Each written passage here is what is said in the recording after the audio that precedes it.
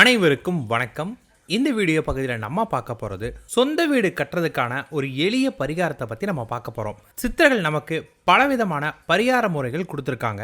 அதில் சொந்தமாக வீடு கட்டுறதுக்கும் சித்தர்கள் ஒரு அமைப்பை கொடுத்துருக்காங்களே. பொதுவாக சொந்த வீடு கட்டுறது அப்படிங்கிறது அவ்வளவு சுலபமான காரியமே கிடையாது. எவ்வளோதான் பணம் இருந்தாலும் நமக்கு சொந்த வீடு பாக்கியம் இல்லாட்டி சொந்த வீடு கட்டவே முடியாது. சொந்த வீடு கட்டுறதுக்காக பல பேர் செய்யாத பரிகாரங்களே இல்லைன்னு சொல்லலாம். எத்தனையோ பரிகாரங்கள் செஞ்சுட்டோம், ஆனால் சொந்த வீட்டு யோகம் மட்டும் இன்னும் அமையலன்னு சிரமப்பட்டு இருக்கிறவங்க ரொம்ப அதிகம். அப்படிப்பட்டவங்க கூட இப்போ நான் சொல்லக்கூடிய இந்த பரிகாரத்தை பாருங்க. இது சித்தர் பரிகாரம்னு சொல்லுவோம். சித்தர் பரிகாரம் என்னைக்குமே பொய்த்து போனதே கிடையாது. சித்தர்களை வழிபாடு செய்யறவங்கள சித்தர்கள் என்னைக்குமே கைவிடவே மாட்டாங்க. உங்களுக்கு சொந்த வீடு வேணும் அப்படின்னா கண்ணை மூடிக்கிட்டு முழு நம்பிக்கையோட இந்த பரிகாரத்தை செய்யுங்க. இது உங்களுக்கு கை மேல பலன் கிடைக்கும். வாங்க இப்ப நம்ம முழு பரிகாரத்தை பார்க்கலாம். முதல்ல பரிகாரத்தை பார்த்தலாம். பூஜையில ஒரு விளக்கு ஏற்றி வையுங்க. அந்த விளக்குக்கு முன்னாடி 2 கிண்ணங்களை வைக்கணும். முதல் கிண்ணத்துல பச்சரிசி நிரப்புங்க. அடுத்த கிண்ணத்துல தண்ணீரை நிரப்புங்க.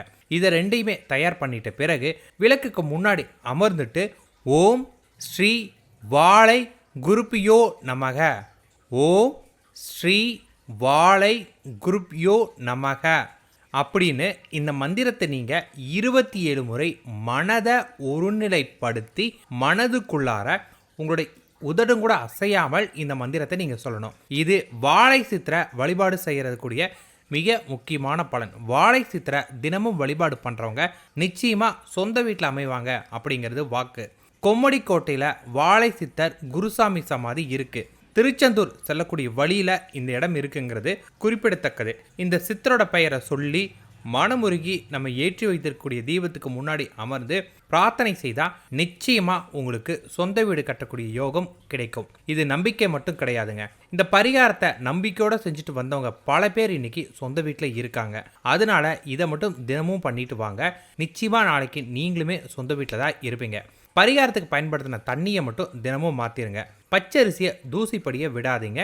அதே மாதிரி தூசி படிகிற மாதிரி இருந்தால் அதை எடுத்து காக்காக்கும் குருவிக்கும் சாப்பிட போட்டுட்டு புதிய பச்சரிசி மாற்றுங்க. எவர் சில்வர் கிட்டத்தில் நீங்கள் இந்த பரிகாரத்தை செய்யலாம். அதனால் எந்த ஒரு தவறுமே கிடையாது. சின்னதாக ஒரு டபரா செட் இருக்கு இல்லையா, அதில் கூட நீங்கள் வைக்கலாம். அதுலேயும் எந்த தவறும் கிடையாது. இந்த பரிகாரம் உங்களுக்கு ரொம்ப முக்கியமான ஒன்றாகவே கருதப்படுது. ஏன்னா இதோட பலன்கள் அந்தளவுக்கு இருக்குது. இந்த பரிகாரத்தை நீங்கள் செஞ்சீங்க அப்படின்னா கண்டிப்பாக சொந்த வீடு பாக்கியம் உங்களுக்கு கிடைக்கும். அதனால் தொடர்ந்து செய்யுங்க. இன்றைக்கி செஞ்சுட்டு நாளைக்கே கிடைக்கல அப்படிங்கிற ஒரு எண்ணம் வேண்டாம். அதன் பிறகு நீங்கள் இந்த சித்தருடைய ஜீவ சமாதிக்கு சென்று, அதாவது சொந்த வீடு பாக்கியம் அமைஞ்ச பிறகு நீங்கள் இந்த சித்தரோட ஜீவ சமாதிக்கு சென்று அங்கே வழிபாடை மேற்கொள்ளுங்க. உங்களோட வாழ்க்கையில் தொடர்ந்து முன்னேற்றம் கிடைக்க ஆரம்பிச்சுட்டு இருக்கும். அங்கே நீங்கள் அதாவது சொந்த வீட்டில் உட்கார்ந்த பிறகு அங்கே ஒரு தடவை அங்கே போகும்போது அங்கே இருக்கக்கூடிய அந்த ஆன்மீக அதிர்வுகளை உங்களுடைய அனுபவத்திலே உணர்வீங்க. நன்றி, வணக்கம்.